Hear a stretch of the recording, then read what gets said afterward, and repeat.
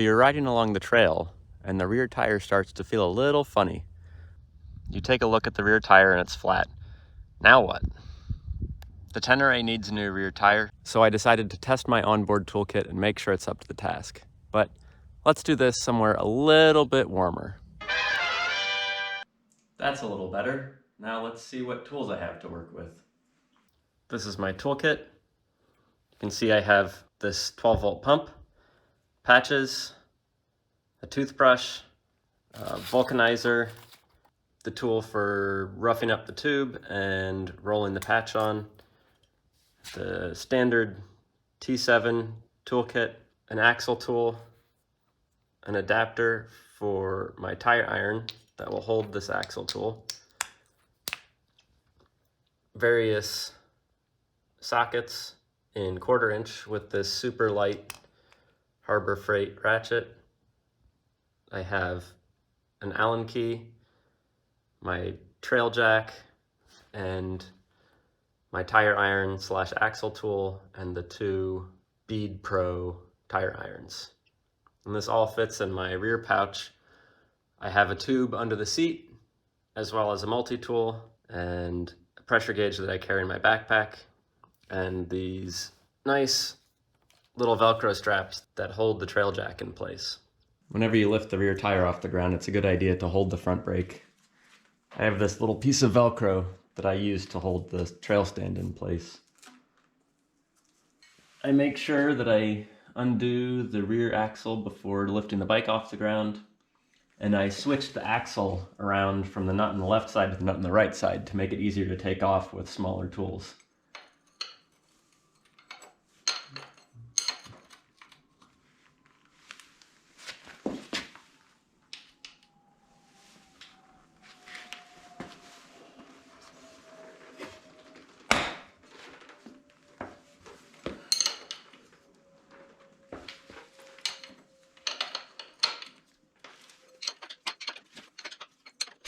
This is my trail stand.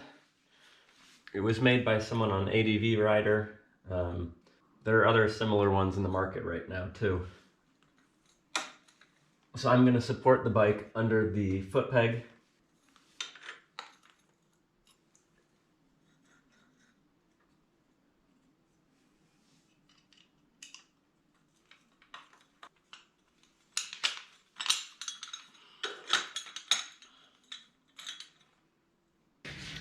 And I'm just going to slowly push the bike onto the side stand.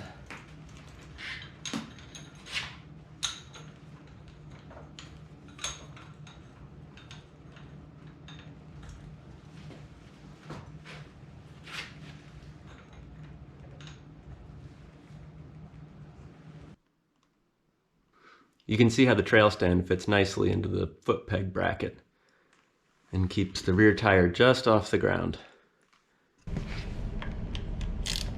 I understand it's a good idea to keep the ABS sensor out of the way when taking the wheels on and off.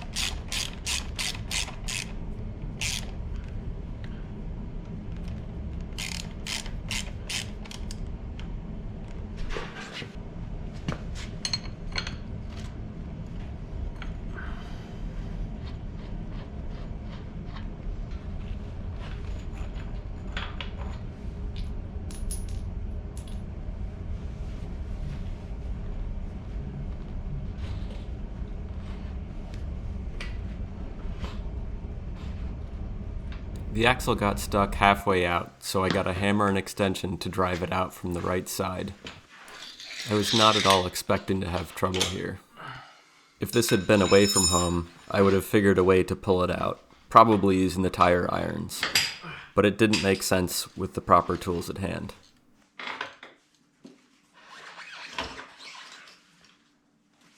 Just trying to keep the caliper from going anywhere. Next time I'll use the Velcro strap to hold it in place. I took the cush drive off of the rim, and since I have a new tire to put on here, I'm going to use that to support the rim. Otherwise, you can use some soft dirt and a cloth to protect the bearings. I always use valve caps that have a valve stem tool built in.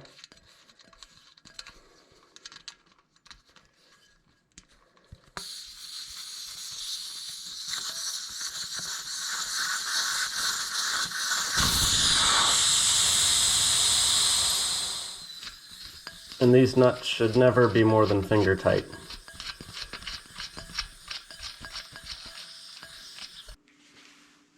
I have a bit of dish soap in my camping kit, but since we're home, I'll use this spray bottle full of tire lubricant.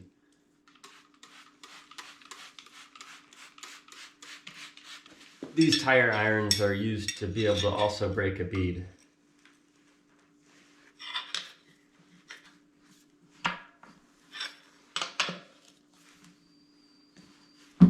And I find that you need to work your way around to break the bead.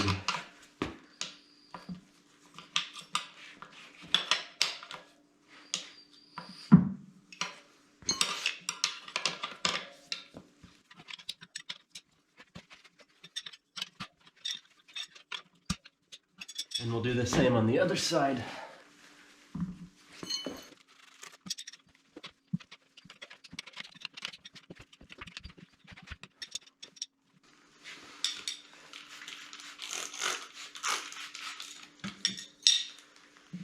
And we'll start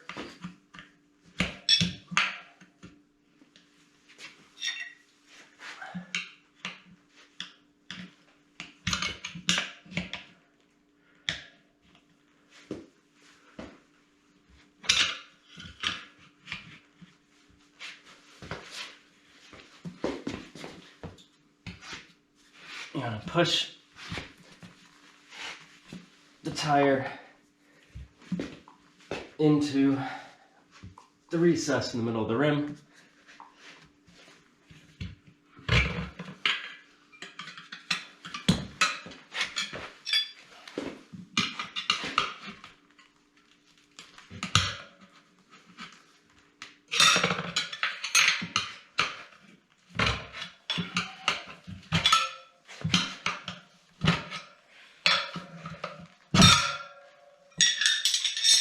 And at this point, if we were just fixing a tube, it's time to pull the tube out.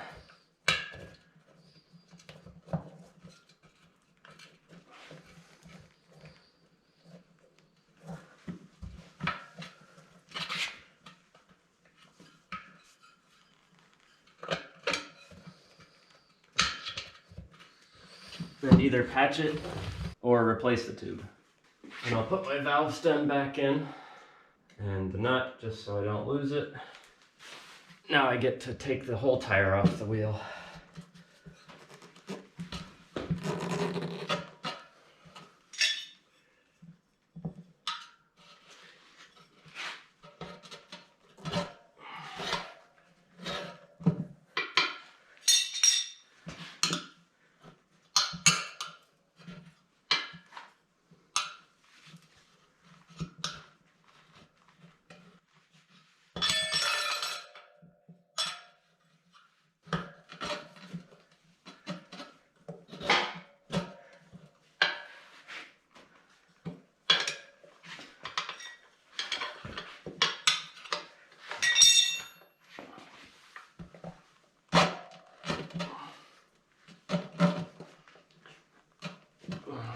Nope.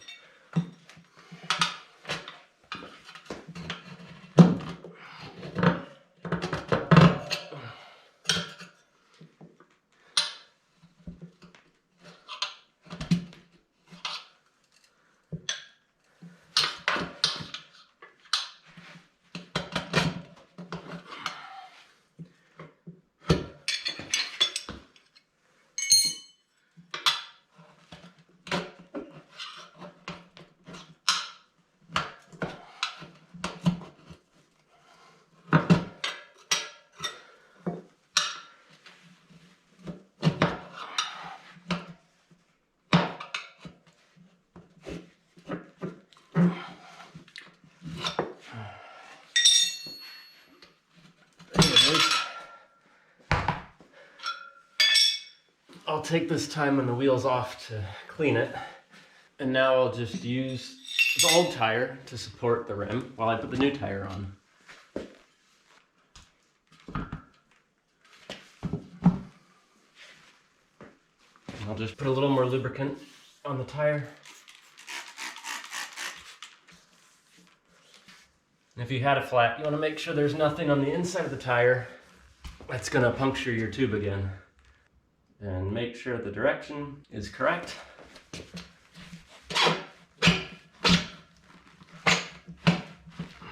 You can get a good portion of the first bead on just by pushing on the tire. With street wheels and tires, you can sometimes get the first bead on completely this way.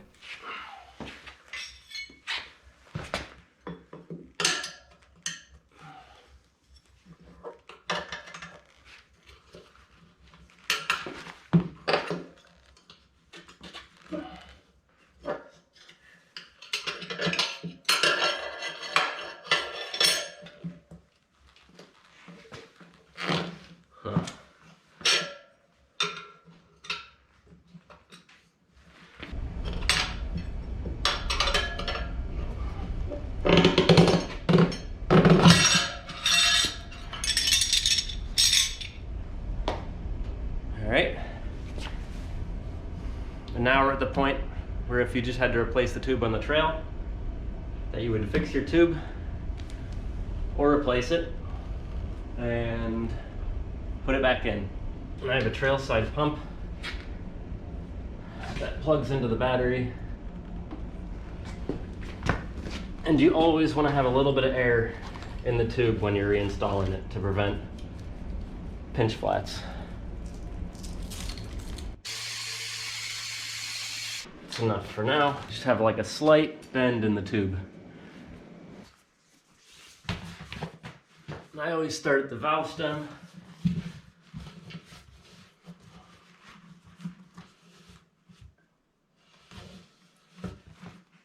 But first, put some baby powder on the tube to let it move around inside the tire.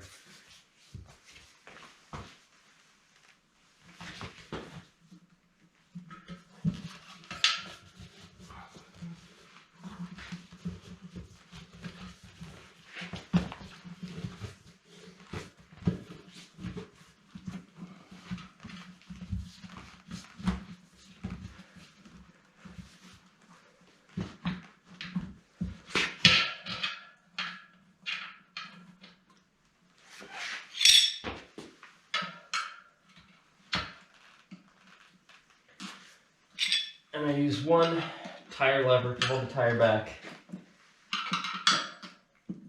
and another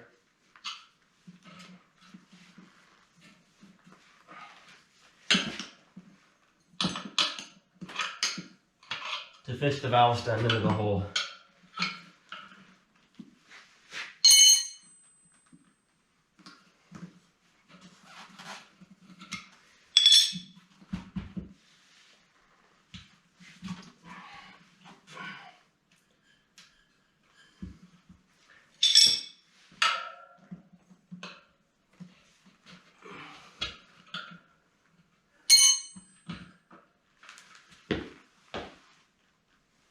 And then I just put this nut on loosely to make sure I don't lose the valve stem.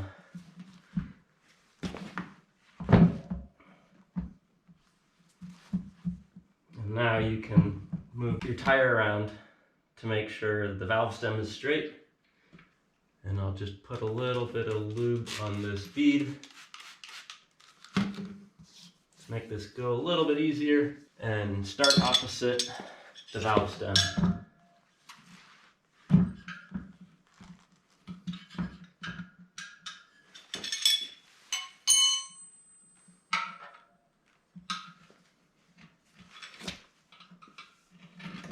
And work toward the valve stem.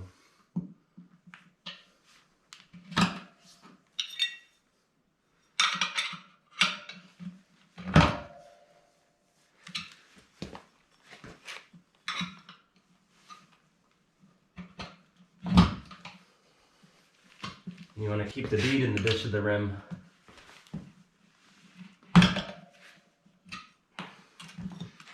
So that there's room.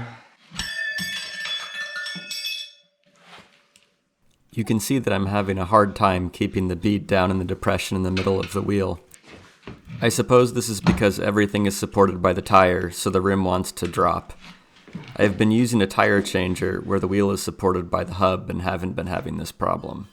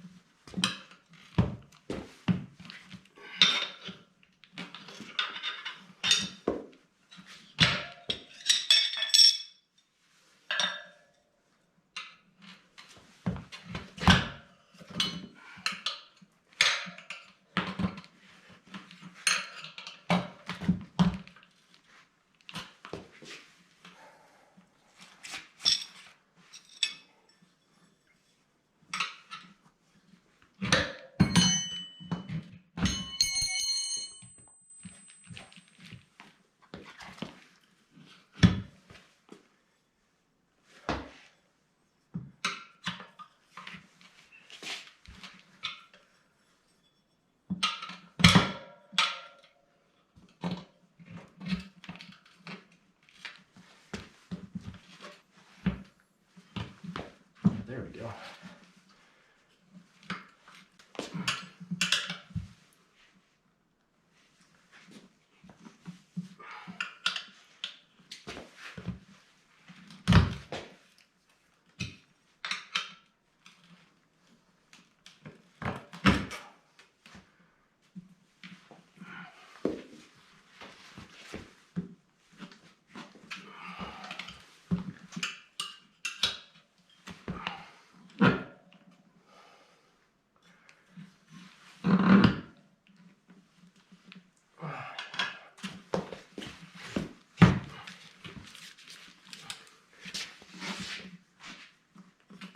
You have to keep the bead in the recess of the rim.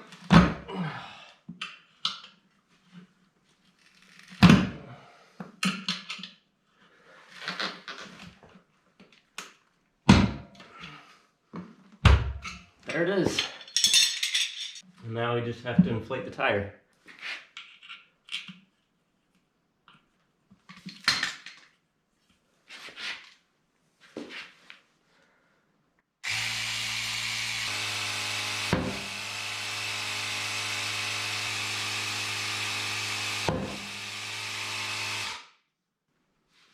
There's both beads seated.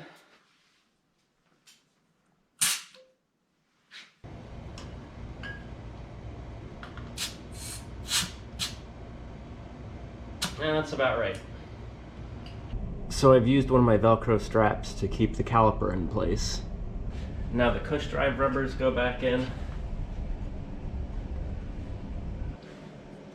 And the sprocket.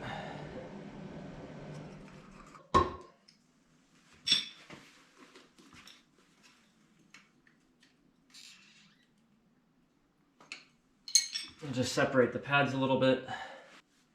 Put some fresh grease on the axle. So hopefully it's not so much of a pain to get out next time.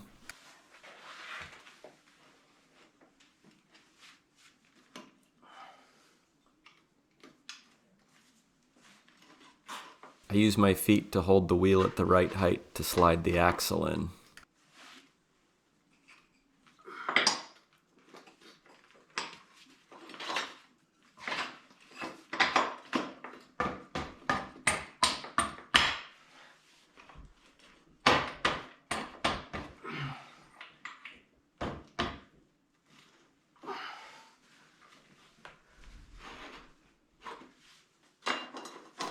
Get the chain put back on.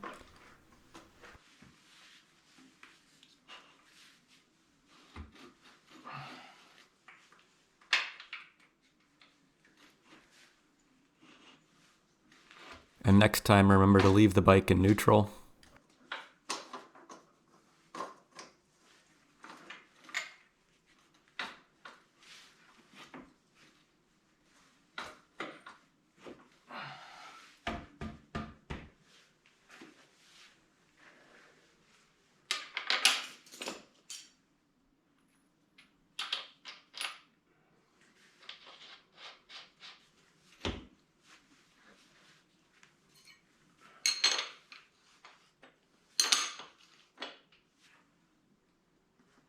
And just get that nice and tight.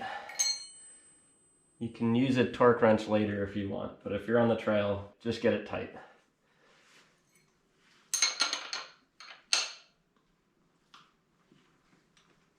And I'll retighten that ABS sensor.